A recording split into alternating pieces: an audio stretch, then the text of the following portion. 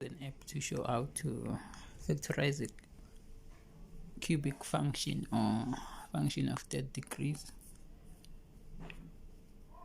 depend how you call it. So this is the cubic polynomial.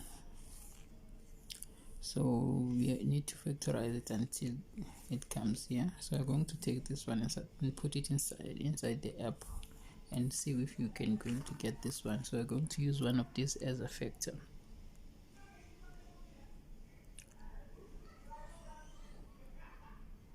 Then let's put this value. So as you can see, cubic function is in this form, and then where a, you will write the value of a here, and then the function will be given here.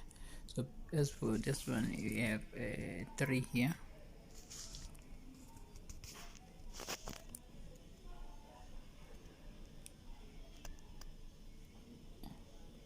Here minus 4. Here it's 12. Negative 12. Then you are going to put 1. And then because the factor, we can choose negative 2. And see.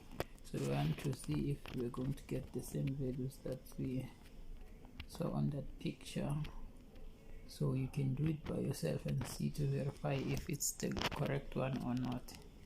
So this is the way of doing long division method. So this is your divisor. This is the polynomial cubic function or function of third degree.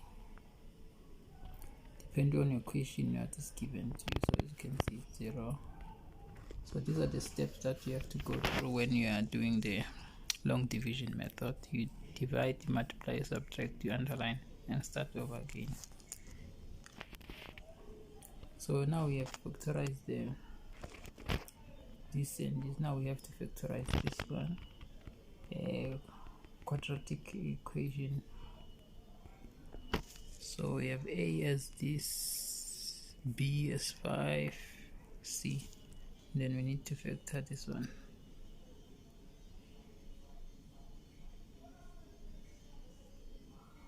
So our final result is this values. So as you can see from there, you will see the same thing, that is this one.